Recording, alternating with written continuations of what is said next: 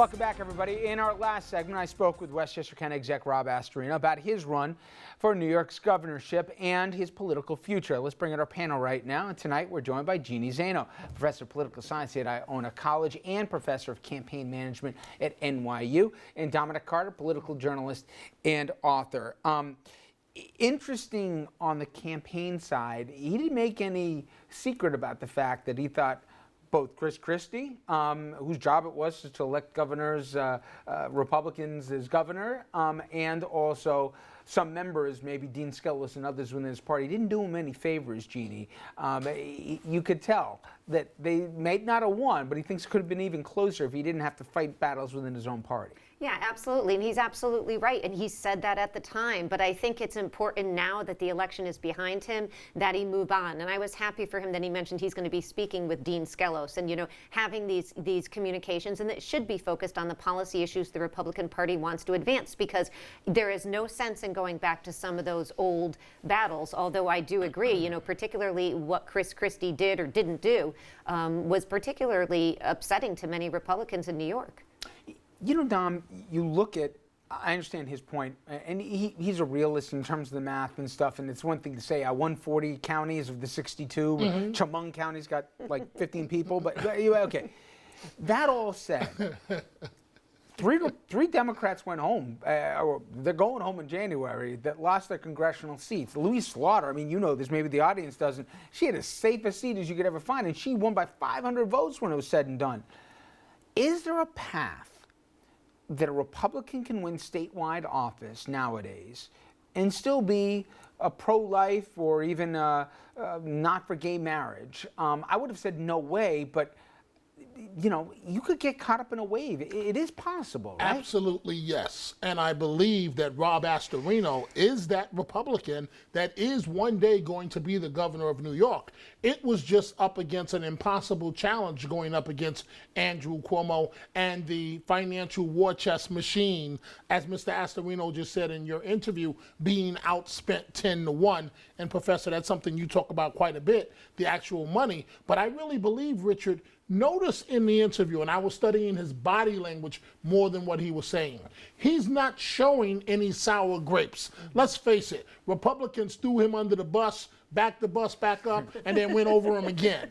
And he's not showing any sour grapes. Notice I didn't say he doesn't have any. I said he's not showing them, which points to political maturity. And I am telling you, I'm thinking about this. Now, we don't know what Governor Cuomo is going to do down the road, but if Cuomo does not run, I don't see a Democrat, you got party enrollment on this side, Democrats, but I don't see a Democrat that can knock off Astorino. I just don't see it. It's surely not Snyderman, the Attorney General. I just don't see a personality as big as Rob's that could knock him off on the other side.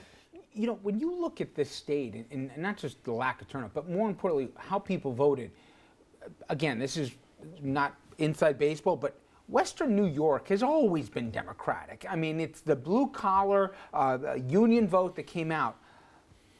Buffalo was mad. And you could argue the governor spent some money, and not just on ads, but put some money for infrastructure projects and the rest. Obviously, the city's always going to vote Democratic. That'll never change in our lifetimes. But the map, in a funny way, gets smaller and smaller, that you got to not only win the city, but you got to win the city 60-something, 70-something, maybe 75-something to be sure as a Democrat you're going to win now, right? Yeah, and you know, I think this speaks to a larger issue across our region. If you look in the Northeast, one of the things Republicans said they wanted to do this year and going into 2016 and going into 2018 and 2020 is to try to make inroads in the Northeast. And we saw them do that this time around. Not necessarily in New York, but you saw it in Massachusetts where they elected a Republican governor. You saw a lot of competition in Connecticut, which we've talked about. Now, the Republican didn't win, but very, very close. Same thing in New Hampshire with Jeanne Shaheen. So Republicans have put it as one of their goals is to make inroads in the Northeast, and they think they could do it in areas like Buffalo because they think that their economic message, which is something that Rob talked about and has talked about since, is more attractive to many middle-of-the-road moderate Democrats. So they're going to certainly certainly try to keep making that case. And I think you're right. Going forward, it may be successful. They may be able to sell on that message. I do think some of the social issues in a place like New York are still a problem, pro-choice in particular. But the governor didn't have to hit that too much because he knew he was going to win. But if he wanted to, if he saw he was down, he would have talked about nothing but gay marriage and abortion. That would have been all we heard of last week's. Now, I touched on this at the end. This isn't just a Westchester issue, but I hope the public understands how crazy it is. Pension obligations are a huge issue. We saw what happened. Forget about Detroit. We're in so many major cities and states going on. We're paying our pension obligations by borrowing against our own pension funds. This is nuts. I mean, we're just passing the buck down the road to somebody else. And for all, even the Republicans and Democrats, but Republicans say we got to be fiscally prudent and everything else. Well, you can hold down taxes, whether they be property taxes, and hold down spending, but you're increasing, and there's interest on this. This is just such bad business. I'm not blaming one party for it, but this thing keeps getting perpetuated, and somebody's going to pay a buck. This is the biggest political issue, I think, on the local levels that are going to keep persisting with time. You got more and more retirees. How are we going to pay for them, right? Yeah, absolutely. And I think one of the things that hurt Rob Astorino in terms of making that kind of message was that Governor Cuomo has been very smart in his entire first term about having a moderate, some describe as more conservative economic message where he tried to attack those issues. And I have to say, did a very, very good job with the budget sometimes, maybe not getting to the points that you're talking about, but I think that really made it difficult for somebody like Rob Astorino to come in. But you get a more liberal Democrat, say a Zephyr Teachout on the ballot or somebody like that, and it's going to be easier for a Republican to make that case. Will there ever be, you think, a Republican machine in New York? Because they seem so fractured. You remember Mangano, he endorsed the governor. You saw Skelos, right, saying, I'll sit this one out, really. So, you saw what Christie's doing. Do you remember one? Did Pataki have last one or machine, no? Pataki and D'Amato, Was it perhaps? really a machine, or did I mean, those guys as much as it was a governor and a kingmaker. I mean, perhaps that's the best you're going to get in New York. But I point, Richard, and again, I was watching Mr. Astorino's body language.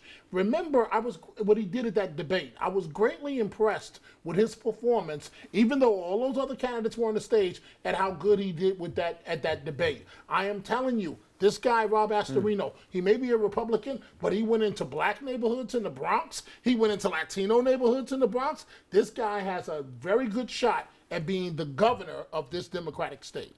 Well, it'll be fascinating, especially with the numbers that we all talked about, both the math and the registration and everything else in New York, but that battle for 4 years. But much more press.